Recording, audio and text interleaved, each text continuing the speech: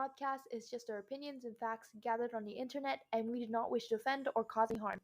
Quick apology for mistakes we make in this podcast, whether it's saying the wrong thing, getting our facts wrong, or a bad pronunciation of names, cities, and etc. We also do not have the correct equipment yet, and we're calling over FaceTime overseas. Therefore, excuse our sound quality, and we hope you enjoyed today's episode. Hello and welcome. This is Alex Taylor. And this is Cara Moore, and you're listening to Alex and Cara's Gen Z Convo. So today we'll be discussing the Texas abortion laws after we give you a 5-minute rundown of the past week's world news presented by Cara, my friend. And we'll take it over. Yeah, they have no idea that we're friends.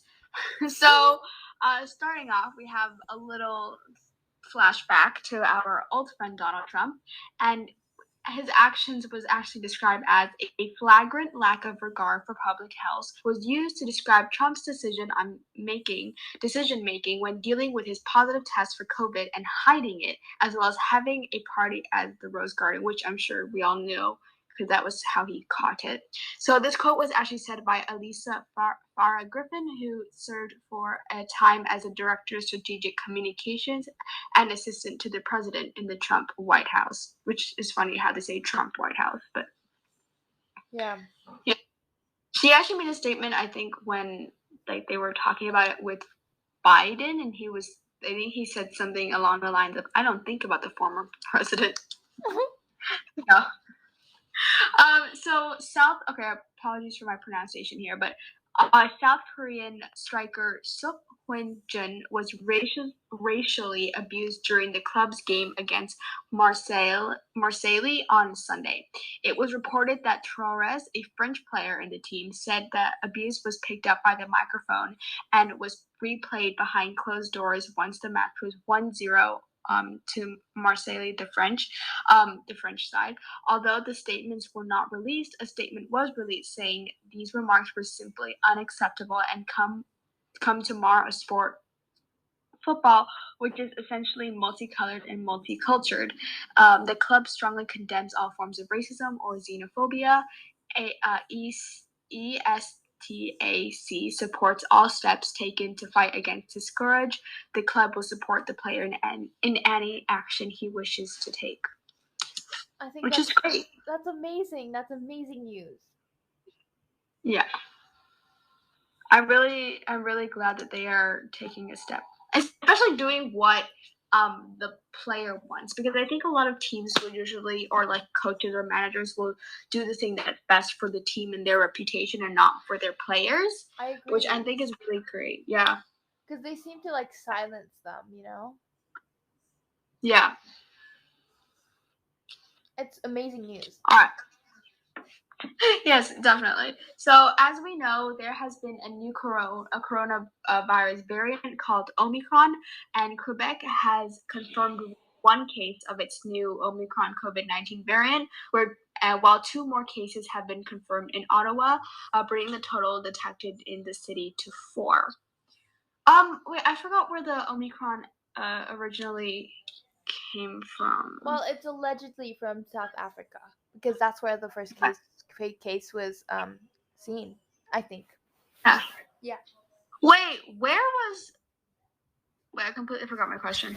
Yeah, how do they find new variants in coronavirus? I really don't know, because ask someone professional. Ask a doctor. I don't know. Yeah, Alex, tell me everything. Yeah. So I have a degree from nowhere. Yeah. No, a degree from Google. Yeah. Degree from TikTok. That makes it even better. There you go. No. A degree from Truth Social. Oh my God, you did not say that. Okay. The little inside joke for all of our previous listeners. Yeah. So an update on the Alec Baldwin case. If you actually have not heard of this case, make sure you listen to our other episodes before, because we explained it in the 5-minute news. I think, Alex, you did that one. And he made a statement saying during an interview saying that the trigger wasn't pulled. I didn't pull the trigger any of these tears and was breaking down towards the interviewer. When asked why he pointed the gun at Hutchins, he pulled the trigger when it wasn't in the script, while Baldwin had said, "I would never point a gun at anyone and pull the trigger. Never." It's still under investigation on why there was a bullet in the prop gun anyways. Yeah. Yeah, I guess it was a very valid question to ask why he did that, but also, like, isn't it kind of instinct if you have some sort of, like, weapon, like, fake, obviously, you just point it at someone? Yeah, honestly, I feel like it's not his fault. It's just you really, really have to follow protocols when handling these weapons because they can really turn deadly. Because it was meant to be a prop gun, Well, right? these prop guns are similar to the make of real guns. It's just like a component that's different, and yeah, so it's really dangerous. Yeah. Either way. Yeah, because I think I remember once in our drama class there was a fake gun and people were playing with that, so. Well, that's There you like go. a toy gun, you know? Yeah, isn't that what they were using? Yeah. And also, I would like to point out that we are shooting the episodes in close proximity to each other because we have not have had the time this week. So this week and next week for episode 15, we will film together. So you might see some news this week that we might also mention next week. Yeah, it's gonna be a little bit of how would you describe it? A double episode? Mm-hmm. Some double episodes, some just it's gonna be. Well, I think what we're trying to say is it's gonna be messy. You cut out there for a second there, Kara. What were you saying? I said exactly the same thing you said. Sorry. Well, it's not your fault. You just cut out, so I just said something over you. Sorry. No, you're right. All right. So the next point is the terror at Michigan's Oxford High School that left 4 dead started with gunfire, yelling, and urgent messages on a loudspeaker. Aiden Page, a senior, was in a classroom when he heard 2 gunshots Tuesday afternoon. Part of what authorities called a sophomore's absolute cold-hearted murderous rampage that left 4 students dead and 7 other people injured in the deadliest shooting at U.S. K-12 school since 2018. 3 years. It's honestly heartbreaking because America has seen so many of these kinds of incidents, and it's so common. It's Seems like no one really learns. outrageous, and nothing is being done. There has to be more gun control. This is just further evidence and further reasons of why we should do it in the first place. Exactly. Protect your children. Protect our children, I think is the motto. You know Only the Young by Taylor Swift? Yes. There's a lyric. It was like something to do with gunshots in the classroom and finding a corner to hide into. Oh yeah, going to school wondering where the best hiding spot would be. Yeah. Wait. I believe. Yeah. And then it says, oh yeah, I found the lyrics. So every day now, you brace for the sound you've only heard on TV. You go to class scared, wondering where the best hiding spot would be. And the big bad man and his big bad clan, their hands are stained with blood. Well, I don't know. I just thought of that lyric, but it's really terrifying. Yeah. You can interpret that lyric in a lot of different ways. I can see why it would be very related to the gunshots.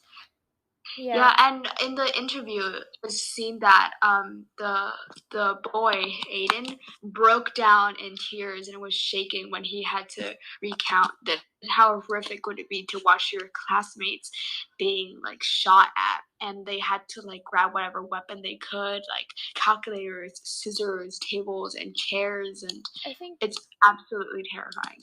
It's honestly terrifying, and we're very, very, very, very sorry for everyone's losses, and we really hope everyone gets better mentally, physically, and we really hope everyone who has lost their lives in this tragic event has made peace and has found peace. Yeah, definitely. And what sorry. Families as well. And one thing I want to point out is we have these lockdown rituals, like these lockdown things we do, the step-by-step thing that we have to do. Hide in a corner, hide behind the wall, hide under the table. Lock the doors. Those things, like lock the windows, pull the blinds. That isn't going to help us against a gun attack. And we all know that, Yes. And I think it just helps from the person not getting in. It's not going to help against like a bullet. Not a lot of things can help. And that is why we need gun control laws. Yeah. Yeah, I think that's it for that. Sorry. No, you're good. Sorry. I think we always interrupt each other on the exact perfect timing. That means we're made for each other. Okay. So, German citizens could potentially face tougher coronavirus restrictions as the country struggles to contain a fierce fourth wave of the pandemic. Outgoing Chancellor Angela Merkel and her likely successor Olaf Scholz are holding crisis talks with regional leaders on Thursday to map out a way forward. A Tuesday statement from the Chancellor's office said tougher restrictions are likely to be agreed upon, many of which are set to target unvaccinated people. The goal is to bring down infection rates and ease the pressure on rapidly filling intensive care beds. Yeah, I mean, because of like the new variant and stuff, things really need to be made, and I like how people are putting restrictions and more things in place to keep us safe. So yeah, I think just like a lot. I think I've just seen these talks like all like just everywhere since the coronavirus started, and yeah. I can't believe it's been 2 years. I know. There's like 2 years. It feels like it was yesterday. It does, doesn't it? 2 years goes by. 2 years went by from really fast. Like it went by so quick. How did that even happen? We don't know, and we'll never know. Oh my god! I saw like a video that Charlie. It was like a really shortcut video like a year ago. When he was like, my new song about coronavirus, and then you go on it, and then you realize the date was a year ago, and you're like, what? I know. Also, another bonus news: Shawn Mendes and Camila Cabello broke up, and Camila takes over Tarzan. What? Tarzan, dog. Oh, Tarzan. Wait, so Camilla has Tarzan? Yeah, she took custody of Tarzan. Did they have a custody battle? I don't know, but I was sent a TikTok from our friend, and it was Camilla taking Tarzan. Oh. Okay. Is it just me, or I know we're going to celebrity news, which is like completely off topic, but like I don't know why, but their relationship has always been so strange to me. Because I think like everyone knew they were gonna get together, and then when they did, the whole world kind of went like, okay. Yeah. I don't know why, but I'm just so uninterested in it, Like, do what you want. Right? I could care less. I mean, you guys, like, I love the people who are, like, amazing. I love Taylor News, obviously, but, like, some other people, I'm like, okay, yeah, so they're dating. They broke up, but yeah. But Zendaya and Tom Holland are so cute. People think that they're doing it to promote the new Spider-Man movie. Really? Yeah. I've seen, like, people do that all the time, be like, yeah, they're just dating for, like, the publicity of it. I've seen that happen so many times. People would like message on TikTok or on Instagram making posts being after Camila Cabello and Shawn Mendes like broke it. They're like, oh, they're done promoting Senorita, and then like they're like, yeah, Tom Holland and Zendaya's next. Oh gosh. Yeah. I think that's it. But hey. Oh, sorry, what? No, nothing. I think that's it for today's news. Right, Cara? Yeah, I'm so sorry. I dragged that on for way too long. I just had some things going through my head. So today's topic is really interesting, like all the rest. and it's also extremely important like all the others. We're going to be discussing the Texas abortion law, and I'm going to have to ask Kara about what she knows about this topic, because I, like the meanest friend I am, has to torture her and put her under the spotlight. So, Kara? You. Okay, this was months ago. I read this. I went into okay. So the Texas abortion law is a law, from Texas about abortion. This is my English analyzing so that's the best. And I think it's about like giving women a specific amount of time between doing the deed and finding out when they're pregnant, and limiting that time to an almost impossible time, and making it illegal for them to get abortion out of that time frame, which I don't remember what it was. Yeah. But and it was been very scrutinized by the fact that it was written by white adults who have no experience with abortion or pregnancy, or having to do that process. And yeah, I think didn't we talk about one time when a doctor was being sued for performing an abortion out of that time frame, and he for like a malpractice case or something like that. But Yeah. we were actually really and everyone was really upset with that, because he was doing the right thing, just not the right thing for old white men. Yeah, honestly, it's really upsetting. And I'm really, really quite impressed with what you have here, Kara. Like, I'm actually impressed. At first, I was slightly disappointed because you're like, oh, it's a law about abortion in Texas. Sorry. But yeah, I really loved it. Okay, so let's start off with what it is, and I think I'm going to explain it a bit more in detail than what you have said, which is perfectly amazing. Well, abortions are now Thank you. illegal in Texas as early as 6 weeks into a pregnancy. And Senate Bill 8 is the most strictest restriction on the in the existence of the United States. It's the strictest ever.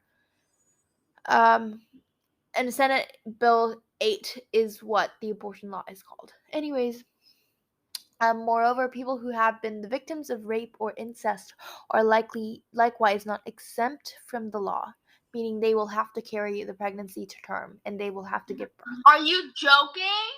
Okay, Oh, I'm so sorry for interrupting, but like that's horrific. What in the world? I know, it's so annoying because they should have the right to abort. They didn't do it. They they were just victims, Yeah. and they have had like psychological and mental, physical trauma, and after that, having to go through that is absolutely horrific. Exactly. And isn't incest like super bad for the child? Yeah, it's terrible. Like, And it's it makes them illegal. likely to have disabilities and certain things. I don't know. And it's illegal. Wow, what the fuck? I know. And according to social professionals in Texas, this is causing considerable mental and physical harm to survivors of sexual assault in the state. And that is so that is so obvious, because I mean, this groundbreaking legislation also allows ordinary citizens to launch civil lawsuits in order to enforce the unlawful abortion prohibition. This this method permits anybody to sue a healthcare provider and obtain a court order barring the patient from having an abortion and prohibiting the provider from performing any abortions after 6 weeks of pregnancy. I know. She just gave me the middle finger right there. But I completely agree. And the law also encourages bounty hunting by awarding at least $10,000 in damages to anyone who successfully sues an abortion practitioner or aids and abets someone who is seeking an abortion after 6 weeks of pregnancy. Do you see how outrageous that is? It is so, so strict. It's crazy. And I think we saw sorry, not we. I think you saw this as well. I don't know. AOC did a little interview with a news channel, which I completely forgot the name. She was talking about fine of like your period and then how to like pregnancy, and it's short time to kind of realize that you're pregnant. I'm sorry. You cut off a lot. Can you repeat it again? I'm sorry. Is that better? Yeah. I was talking about this interview OC that she did with the news channel, and she was talking about the timeline between figuring out you have the pregnancy and then like lining it up your period. You know, period inconsistent, and you just never and have to do that process, realizing you're having a pregnancy and not knowing if you want to keep it or not. That's an incredibly emotional and personal business for a woman or even a girl, and I think putting such a strict timeline on it and making it illegal is more so about controlling women's than anything. Yeah, I completely agree. And I would also like to point out that roughly 85% to 90% who get abortions are at least 6 weeks into pregnancy, meaning they're like 6 weeks or more than 6 weeks.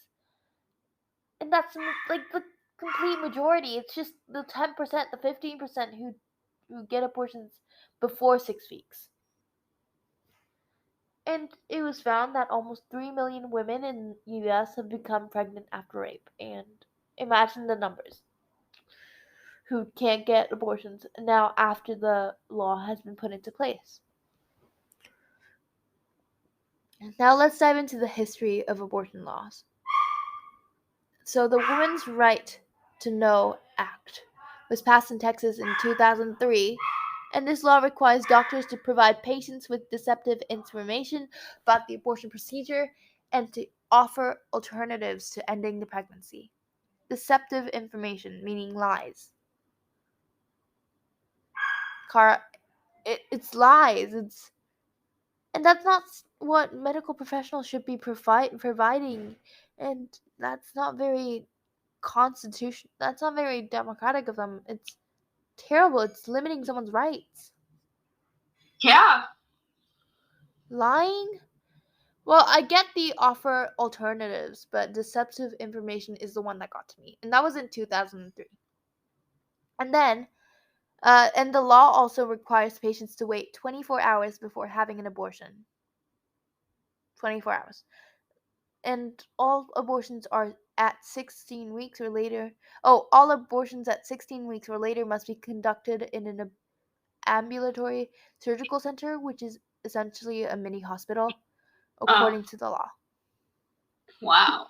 Jesus Christ. Well, that's not as bad because you can still get abortions, you know? I know, just the time frame on it is so outrageous. Well, no, it's abortions at 16 weeks or later must be conducted in a different place. That's basically it. Oh, sorry. There you go. Texas prohibited. Yeah. Texas prohibited abortions after 24 weeks in 2005 and required parental approval for those under the age of 18.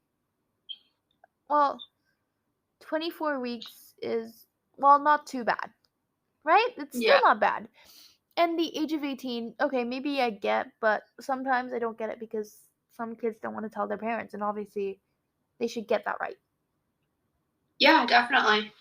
And yeah. Oh, you have to have parental consent, though. That's what I mean. Yeah, that's true. So problematic for kids who don't want to tell their parents. Yeah. And the mandatory ultrasound rule was also implemented in Texas in 2011, forcing a person seeking an abortion to get a sonogram at least 24 hours before the procedure. This law mandates that doctors show the ultrasound, make the fetal heartbeat audible, and provide a verbal explanation of the scan's findings. So you see how this law is trying to make the person who wants to get the abortion more gullible and make them want to keep the baby, essentially. Yeah, and do you know, like, this is not any sort of like backlash or anything, because obviously I was a child, but having a baby and raising a kid cost a lot of money, and like the parent that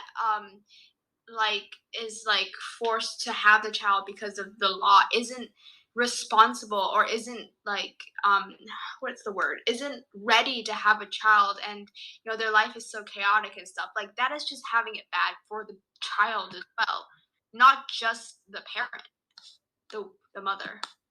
Yeah. And you know what I think? I think that it's really, really unfair because, like I think the hospital and the medical systems in America and the US are extremely expensive. Like the healthcare is so expensive. I think giving birth is one of the most expensive things you can do. It costs like tens of thousands of dollars. Exactly, and then raising the child, and then the whole, and then having, and then not being able to provide for the child that equally, or child protective services to come in and take your child away from you. Like it's it's a hard process to go through. Parents and mothers go through that all the time, and yeah. Yeah. And yeah, and I think what I'm a bit angered about this law was that this law and the entire abortion laws don't understand the hardships that the mother goes through in getting an abortion. They go through a roller coaster of emotions because obviously they don't want to get rid of it, but they also don't have any other option either because they just can't raise them, and or they don't want to because of the physical trauma that they've been through. And that's Exactly. exactly okay. That's completely okay because they don't have to. I think it's wrong that they are forced to give birth. And giving birth is like so hard. It's painful as well, and the fact that uh I was like, sometimes abortion is just doing the right thing for both the mother and the child, and sometimes it is, yeah, It's really annoying. yeah, Okay, moving on. so annoying. House Bill 2 was approved in Texas in 2013, requiring doctors to have admitting privileges at a hospital within 30 miles of an abortion provider. Abortion after 20 weeks post fertilization is no longer permitted unless the patient is in imminent danger of dying or the fetus has a serious medical condition. Furthermore, even if a facility solely performs abortion by giving tablets to take, doctors who administer medication abortion must follow a state mandated protocol, and all abortion facilities must satisfy the criteria of ambulatory surgery centers, many hospitals. So basically, what I'm trying to get to here is that anti abortion politicians in Texas were trying to get abortion banned, and clearly it has worked. Um, Pardon? Sadly, the abortion law has worked. Yeah, and we're going back time. Like I think I mentioned this in the last episode, but we're just moving back into time and be like so old fashioned, and it shouldn't be this way because we gained this freedom, and the freedom needs to stay here. And Yeah. also, what I would like to add is people who, even mothers who are dying or who don't have like that sort of power and like capabilities. And what I think is, oh no, sorry. What I was saying is that people who, even mothers who are incapable of giving birth and would lead to death or bad physical conditions, they are still expected to carry their pregnancy to term. And I completely disagree. I think if it helps to save the mother or like protect the mother, I think an abortion should be performed. And I just think abortion should be legal for all reasons because banning abortions just ban safe abortions where people don't get hurt and people don't have lasting lifelong effects afterwards. And people are still going to look for other options which won't be safe. And like how the women in the past have done. I think that's where I would like to end this topic here. I would really, really, really like to encourage Texas to change their laws. That probably won't. I really hope it happens soon. I really hope the Supreme Court agrees with the rest of us, because even the president, even Biden, has stepped in. He thinks it's inhumane, and everyone does. So please end this law. And I'm really, really glad to see protests going around in Texas and around America, and it's really nice to see that. And I will put some resources on the website for this episode and this topic, so you guys can donate to these websites, maybe sign petitions. I'll find some and put it on there. And that's it for today's topic. Thank you. Yeah, I love that. That was a beautiful ending to that, and that was clear. I love that. So our fun end is something that is a little more sweet and heartwarming than it is fun. But Paul Walker's daughter, Meadow, 23-year-old, took to Instagram on Tuesday to commemorate the occasion, posting a throwback shot of when she was younger. It depicts her as a toddler snugged up with her father, who is seen kissing his daughter on the cheek in the photograph. And she posted this photo in the anniversary of his death. He's a Fast and Furious Yeah. actor. Fast and Furious. See You Again, that song. That was about him, right? Yeah. I think it was also sung for Kobe Bryant and everything. So no. Yeah, it was sung for Kobe Bryant, but it wasn't made for him, was it? I don't think. Yeah. But it was very it's sweet. a really, really sweet song. That song. I cried.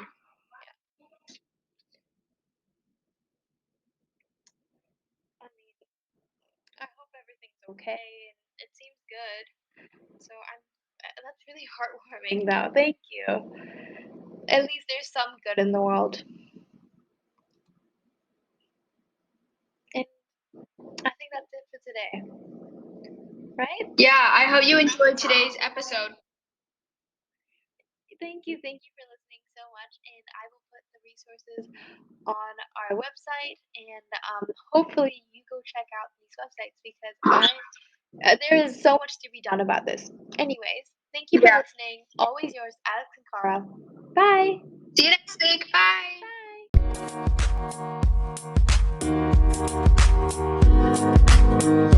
Bye.